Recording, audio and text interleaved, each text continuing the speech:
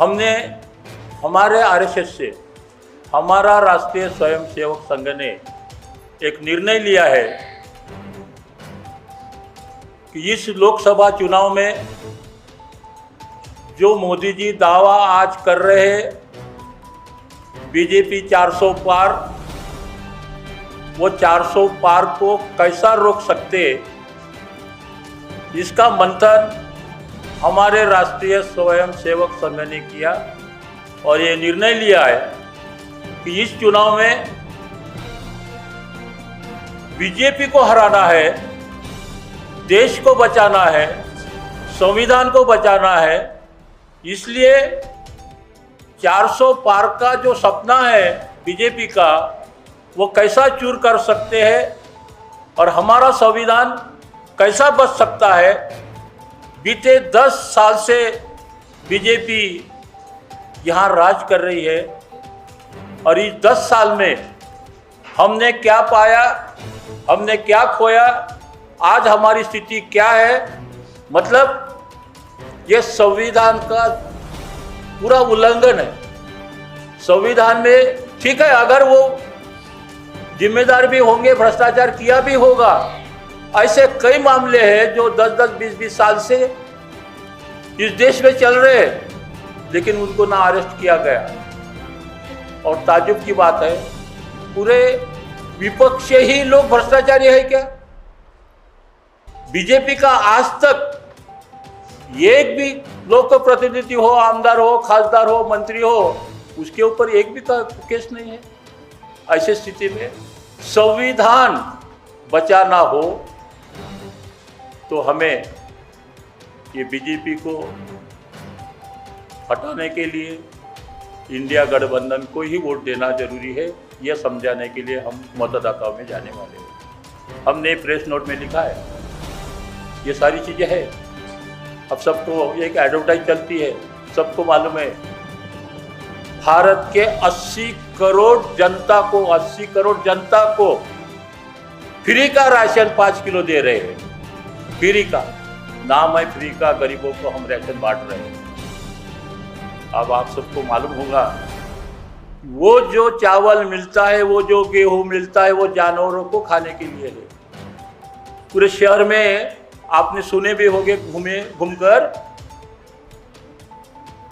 वो राशन से जो चावल मिलता है खुलेआम 20-22 रुपए किलो से बेचा जा रहा है। और वो किसको बेचा जा रहा है?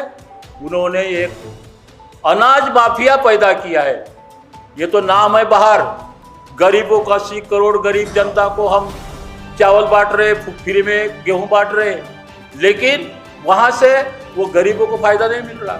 90% जनता 20-22 किलो के भाव से बिकते हैं और वो अनाज माफिया खरीदते हैं। कौन खरीदते हैं? वो अनाज माफिया। वो अनाज माफिया उसके 40 से 60 रुपए, 70 रुपए, 80 रुपए भी बना रहे हैं। इसका मतलब ये जनता को समझ में नहीं आ रहा।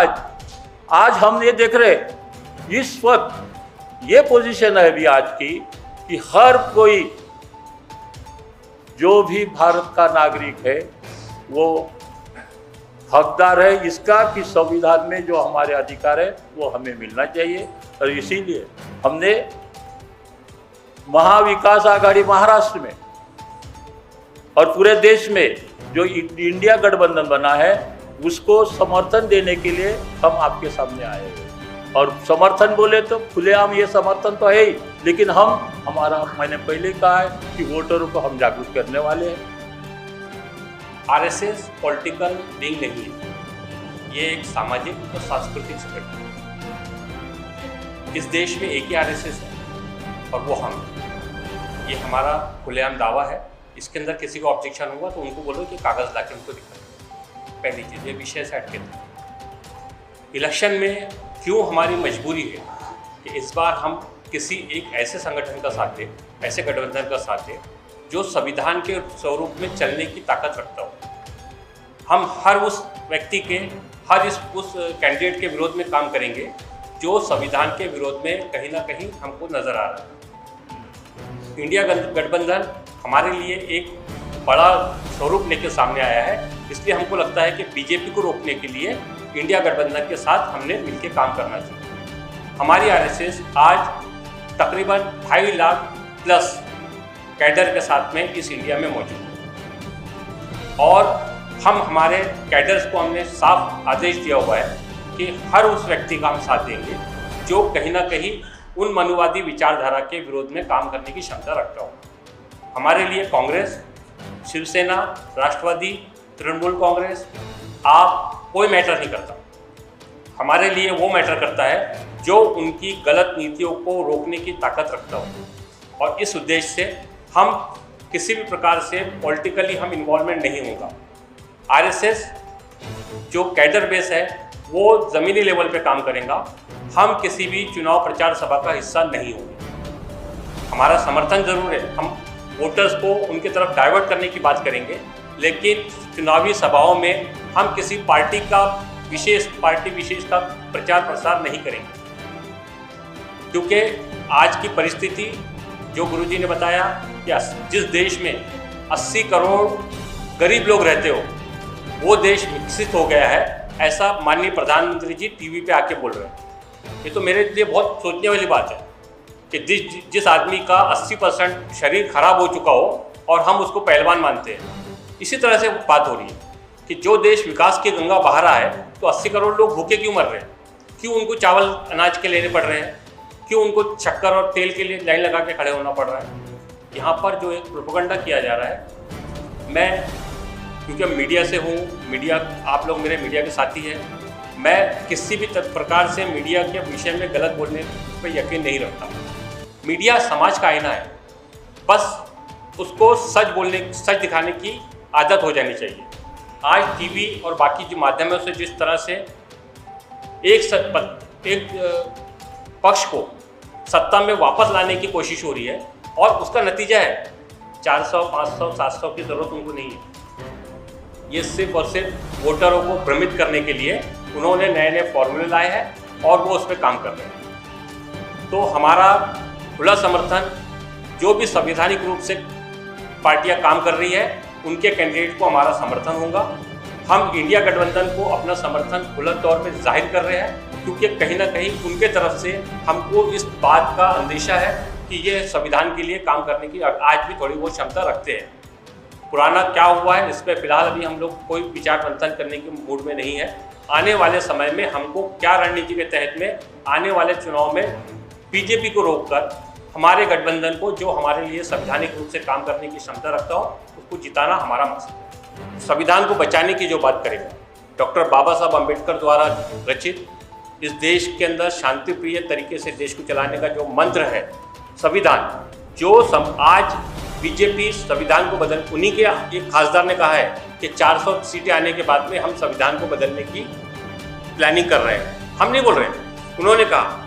अब अगर उनको हमको रोकना है तो हमको कहीं ना कहीं दूसरे के साथ में खड़े होना ज़रूरी है, क्योंकि हम ताकतवर उसको बनाएंगे तभी हम इनको रोक पाएंगे। तो हम किसी गठबंधन का समर्थन करने का मतलब ये नहीं है कि हम उनकी बाकी नीतियों का समर्थन कर रहे हैं। हम सिर्फ बीजेपी की गलत नीतियों को रोकने के लिए इस मूवमेंट का साथ दे रहे हैं। बीजेपी को गलतफहमी है कि उनके कैंडिडेट के विरोध में हमारे पास में विपक्ष में कोई कैंडिडेट नहीं है। ये गलतफहमी कांग्रेस भी पहले पाल चुकी है और आप उसका हश्र देख चुके हो। तो आप ऐसा मत समझिए कि कोई ताकतवर है। जब पहली बार नितिन गडकरी जी नागपुर से चुनाव लड़े थे, मुत्तेमवार साहब बहुत अच्छी कंडीशन में थे, तब भी चुनाव हारे। आप ऐसा नहीं हो, जामवंत राव धोटे साहब का एग्जाम्पल है हमारे पास में कि उन्होंने ताकतवर पार्टी को उस वक्त जमीन पे लाके खड़े किया। तो ये अभी जो चल रहा है, अभी तक के जितने भी उनके फॉर्मूले थे, उन्होंने अपने जितने भी पत्ते थे खोल चुके हैं। अब जो भी पत्ते खुलेंगे वो हमारे आरएसएस की तरफ से खुलेंगे और उसका नतीजा आप देखिए। काफ़ी सारी जगह पे जो हुआ था पिछले बार, जो हुआ था इस बार भी काफ़ी जगह पे होगा। होता यह है कि मिसकम्युनिकेशन का जो एक प्रचार प्रसार का जो हमारे बीच में दौर है, आप देखिए बीजेपी के पास में 35% ही वोट है, 65% आज भी उनके विरोध में है।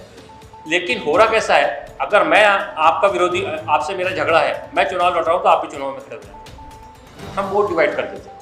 हमारी कोशिश है कि इस तरह की कोई भी अगर हमारी नज़र में एक्टिविटीज़ आती है, आरएसएस की भूमिका यही होगी कि हम कैसे उनके कैंडिडेट को बाहर करने के लिए यहाँ से एक अच्छे कैंडिडेट को चुन के हम सदन में भेज सकें जो संविधान की रक्षा की बात करें। जो इस देश में शांति की बात करे, इस देश के अंदर पत्रकारों के जो आज अधिकारों पर जो हमला हो रहा है, आज जो आम नागरिक के अधिकारों पे हमला हो रहा है, अब ना मुख्यमंत्री सुरक्षित है और ना देश का विपक्ष का अध्यक्ष सुरक्षित है। तो ऐसी स्थिति को खत्म करने के लिए हम चाहते हैं कि अच्छे लोग सदन में जाए और अच्छे कानून के तहत में संवैधानिक रूप से देश चले। देखिए, आपको बताता हूँ, दो हालात बनते हैं। एक होता है आप रोड पे जब चलते हो ना, तो दो रोड होते हैं, बीच में डिवाइडर होता है।